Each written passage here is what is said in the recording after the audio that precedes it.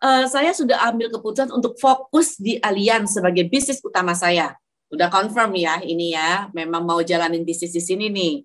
Nah sekarang Tafa ini dapat beberapa tawaran job nih, seperti jadi dosen ya misalnya, atau ngajak properti yang ada brandnya.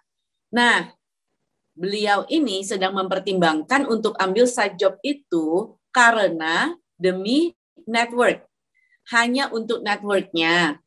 Jadi lebih banyak teman dan kenalan. Apakah hal ini baik menurut Bu Lisha? Menurut Cilisha, mohon advice-nya. Duh, sorry, tadi lagi lihat ada lagi yang nanya. Jadi misi nanya gini. Apa pertanyaannya? Oke, jadi ini dari Tafa, di mana Tafa itu sudah mengambil keputusan untuk fokus di Allianz sebagai bisnis utama. Udah tok-tok palunya di sini. Okay. Nah, sekarang yang dia lagi pikirin adalah beberapa tawaran job, ada yang mau minta dia jadi dosen, ada yang ngajak join di properti yang lumayan ada brand ya. Dan mempertimbangkan nih, kalau ambil ini bagus untuk bisa dapat network. Tapi cuma untuk itu tuh, untuk network. Jadi supaya lebih banyak lagi kenalan dan teman.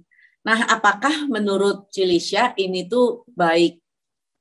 Jadi minta saran nih. Ya, thank you. Kembali lagi sih. Jadi segala sesuatu diperbolehkan, tapi belum tentu segala sesuatu berguna, ya, atau membangun. Jadi kalau misalnya kita lihat, bisa saja awalnya kita rasa ini bisa membantu ya, tapi hati-hati. Kan katanya kalau kita bisa korup kita punya habit, kayak gitu loh. Kalau kita udah mau coba begini, mau coba begitu. Beda kalau kita kolaborasi, itu beda ya. Kayak misalnya kita punya ide, oke kita untuk meningkatkan bisnis ini, yuk kita mari berkolaborasi, misalnya dengan dosen ini kita adain perbincangan, oke dia bicara pendidikan, kita bicara support pendidikan itu sampai selesai, itu bisa kita kolaborasi. Tetapi bukannya kita itu terjun, makanya kita mesti tanya diri kita secara lebih dalam, apa nih? Kalau misalnya kita mau cari network, itu bisa dengan segala cara, ya. Tetapi bukannya yang kita terjun di situ, ya, kita kerja di situ. Begitu kita udah putusin seperti itu, berarti momentum udah hilang. Karena kita mulai lagi, ngulang lagi. Orang itu bisa tidak percaya dengan kita, ya. Bisa juga kita itu lagi ajarin juga partner-partner kita yang lainnya. Oh, begini nih caranya, ya. Nyambi ini dan nyambi ono, gitu. Buat saya secara pribadi, saya tidak bisa melarang, ya, kamu tidak boleh lakukan apapun, no. Tetapi kita yang tahu sendiri kok.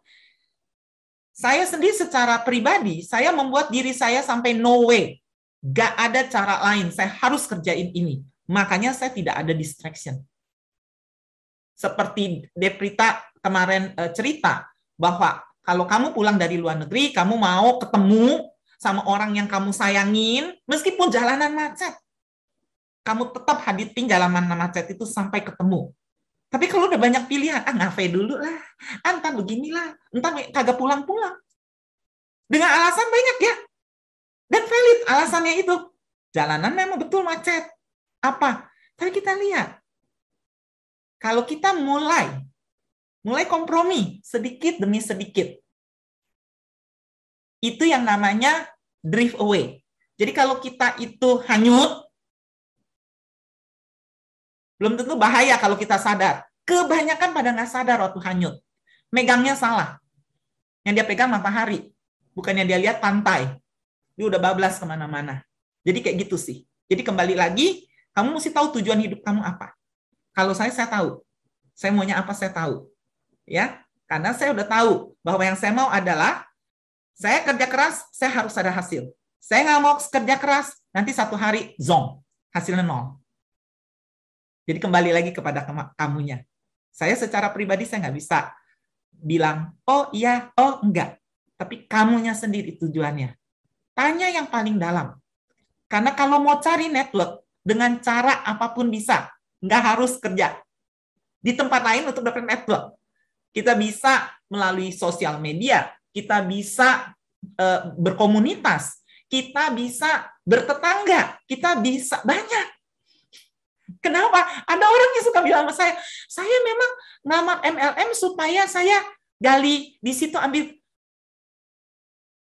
motivasinya aja udah kurang ya, gitu loh. Ya, masuk terus mau mencuri apa di situ gitu ya. Benar nggak?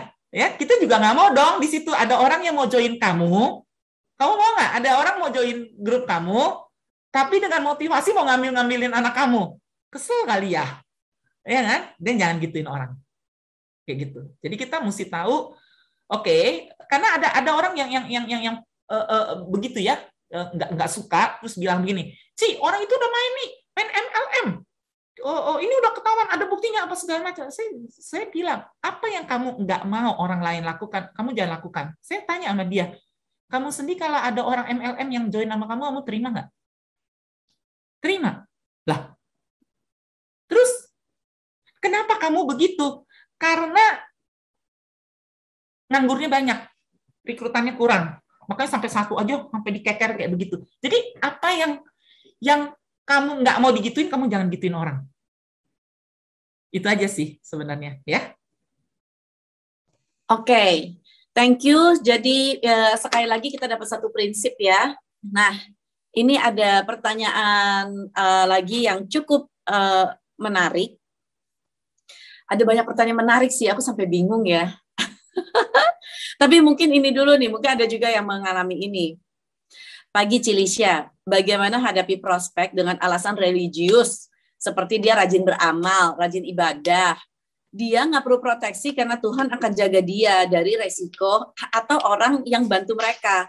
Seperti yang saya lihat di IG, ada artis Ari Lasso kena kanker, biaya habis banyak, tapi ada orang yang baik nih yang mau bantu Ari Lasso. Gitu. Jadi intinya nggak perlu asuransi dong ya. Gimana nih hadapin prospek yang seperti ini? Ini sebenarnya sih sering sekali ya terjadi ya, orang yang sebenarnya dibilang religius atau tidak kita nggak tahu lah, kembali lagi cuma Tuhan yang tahu ya. Cuman yang satu saat ya, kita bilang ya that's good, masalahnya bukan apa-apa ya, bukan pernah nggak kita itu tanya ada nggak dia apakah minyak kayu putih atau Panadol di rumahnya? Ada nggak? Apakah sekarang dalam kondisi lagi sakit kepala, masuk angin? Kan enggak. Tapi kenapa disiapin? Itu namanya persiapan. Ya. Waktu tidur, dikunci-kunci nggak pintunya? Dikunci ya. Mengapa? Karena kalau Tuhan memang udah jaga, maling nggak masuk kok. Tapi kenapa dikunci? Kalau nyebrang, lihat kiri kanan nggak? Ya, kalau memang udah waktunya, udah lihat kiri kanan, pesawat mendaratnya rodanya dijatuhin di atas kita. Who knows? Ya, mau kena kena aja. Tapi kenapa itu? Kita mesti bisa bedain yang namanya istilah gini. Kita berusaha, Tuhan yang nentuin. Setuju nggak? Setuju ya? Ya. Jadi anak kita sekolahin nggak? Why kita sekolahin? Supaya dia pintar, dia bisa cari duit. Betul? Ya. Tetapi kan juga ada bilang Tuhan akan memelihara. Binatang aja dipelihara kok. Nah, jadi kita mesti lihat. Tuhan itu paling... Jadi saya akan tanya, menurut kamu, kalau ada orang menitipkan barang, kita mesti jaga nggak baik-baik? Apa jawabannya? Harus ya? Jaga ya. Orang lu yang titip. Anak itu titipan siapa ya? Tuhan ya. Kamu mesti jaga nggak? Tuhan lu yang nitip lu. Terus masa Tuhan yang nitip? Oke, Tuhan. Kamu juga yang jaga. Itu bukan nitip kali. Ya. Ya dong. Nah, harus ada yang namanya usaha, ada yang namanya penentuan. Jadi, kita mesti lihat bedanya kepercayaan, percaya, sama kita mencobai Tuhan. Yang mana? Ya. Kalau dengan adanya akal budi, persiapan, itu namanya kita percaya kepada Tuhan. Tapi, kalau gue sakit, gue nggak berobat, ada Tuhan, itu mencobai. Ya, karena Tuhan bisa pakai segala aspek untuk nyelamatin kita. Tapi kita sengaja cobain kayak gitu. Ya, nggak tahu mungkin Augie sama Deprita ada mau sharing juga. Ini baru aku post nih juga nih Tante. Kemarin aku baru post di Instagram loh ini bahasan ini. Jadi kalau kemarin sih aku ya setengah-setengah lucu-lucuan ya. Kalau ya itulah justru karena hidup ini di tangan Tuhan, makanya kita perlu persiapan. Karena kalau di tangan kita, ya kerja pun mungkin kita udah nggak butuh ya. Kan kalau di tangan Tuhan kita nggak tahu gitu kan. Kita juga makhluk Tuhan diciptakan tanpa ada tulisan expired date gitu kan. Jadi kayak ya justru karena di tangan Tuhan itulah makanya kita jadi harus mempersiapkan. Dan tadi sih udah dijelaskan lebih detail lagi sama Tante Lisha ya, keren banget jawabannya juga. Aku langsung nyatet supaya aku punya amunisi juga untuk menjawab besok-besok gitu kan. Sama yang kedua ya Ari Lasso gitu kan. Ya itu bersyukurlah Ari Lasso ya, alhamdulillah Ari Lasso ada yang bantuin gitu ya. Karena yang pertama kita bukan Ari Lasso. Kedua, kita juga tidak bisa menuntut walaupun kita terkenal apapun, terus ada orang lain yang harus menanggung resiko hidup kita gitu kan. Kayak lebih baik ya kita jangan nyusahin orang kali ya gitu. Kita siapin supaya jangan ada orang-orang yang harus mengeluarkan duit segitu banyaknya buat kita. Kan rasanya juga nggak enak ya.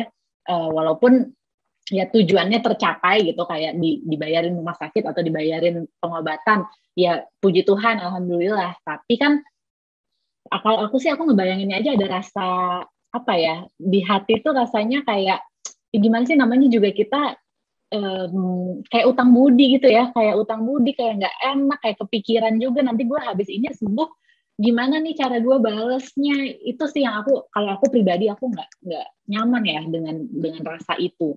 Jadi aku lebih memilih sih untuk memang mempersiapkan sendiri aja deh gitu ya, sih. Ya, kita juga lihat ya kita lihat juga ya kalau misalnya cerita yang mimpi Musa Yusuf ya 7 tahun berkelimpahan, 7 tahun kekeringan. Jadi biar bagaimanapun mana bisa kita mau ujian tapi kita nggak belajar. Tuhan akan atur itu lulus. Itu nyogok lah namanya ya, bukannya ya. Jadi kita mesti tahu sih itunya. Jadi kita mesti tahu apa bedanya percaya sama bedanya mencobai. Kalau percaya berarti kita do something, but result di tangan Tuhan. Tapi kalau kita mencobai, we do nothing, but we kayak kita punya privilege, Tuhan harus bantu kita kayak gitu ya. Itu udah terbukti, ada kita bisa ke .com ya, jadi udah ada buktinya kok yang tanpa persiapan dengan adanya persiapan. Kalau kita udah siapin nggak kepake ya kasih orang lain lah, bantu orang lain, jadi berkat jadinya